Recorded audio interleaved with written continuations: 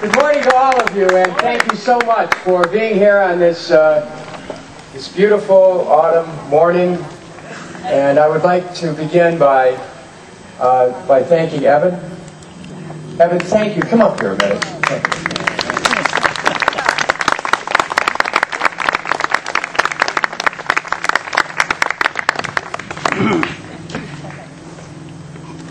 you. Your voice really set a beautiful tone for our talk this morning, and I want to thank you because children have a way of reminding us where the future's headed, and your voice reminded us that the future is headed towards a place of hope and peace if only we're all involved. So let's hear it for this young man, all of you, for getting up so early on a Sunday morning to be here to talk about our nation and to talk about the direction that America may take and can take with your help. I look across this crowd, which is a remarkable turnout for a Sunday morning, and I'm reminded of the diversity of America. I'm reminded how there are so many different races, colors, creeds that make up this country, that our first motto, out of many we are one, is really expressed by this audience today. And we ask ourselves, why do we not have a government that's responsive to the needs of all of our people? I just did an interview with a community newspaper where they told me about the Jet Propulsion Laboratory in the area, how they're going so deeply into people's personal lives, trying to determine their, quote, fitness, unquote, for employment. Something's happened in America where we see the destructive undermining of our civil liberties, and we're determined to reclaim America. And there's something even deeper than that.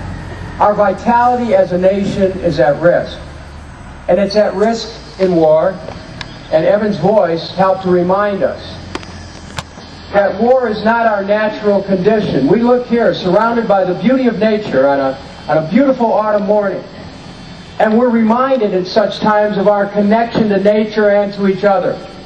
War separates us from our deeper sense of self. War separates us from our connection to nature. War is ecocide. It's also a form of suicide.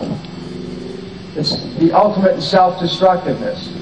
And yet when that impulse becomes such a part of the governance of a nation, we realize the responsibility that each of us has to stand up and speak out and to challenge it. And to say that we come together in peace, insisting on harmony, insisting that our government understand that the path to being able to stabilize the world is not with weapons, but it's with the power of the human heart. Michael Franti wrote it years ago. He said, you can bomb the world to pieces, but you can't bomb the world to peace. You can bomb the world to pieces, but you can't bomb the world to peace. We must insist that our leaders have the talent to create peace. We know that through defective thinking and lies, we've been led into a condition that has separated us from the world community. After 9/11, the world was ready to embrace America in our suffering.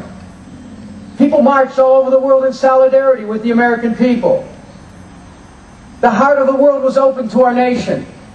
And yet our leaders made decisions that took us in a totally different direction, determining that the appropriate response was to attack a nation that did not attack us, to attack a nation that did not have weapons of mass destruction that they intended to use against us, that did not have any connection with Al-Qaeda's role in 9/11, that had no intention or capability of attacking the United States, and yet our leaders in our name attacked Iraq, resulting in the deaths of over 1 million innocent Iraqi people, non-combatants, resulting in the deaths of over 4,000 of our brave young men and women who served this country, resulting in having to borrow $1 to $2 trillion to fight a war against Iraq and borrowing the money from China, resulting in a destruction of our Constitution, resulting in a destruction of all that is good and right, resulting in a destruction of our hopes and dreams. We are here this morning to reclaim our country, to restore America, to lift up the cause of peace and justice. We are here this morning to declare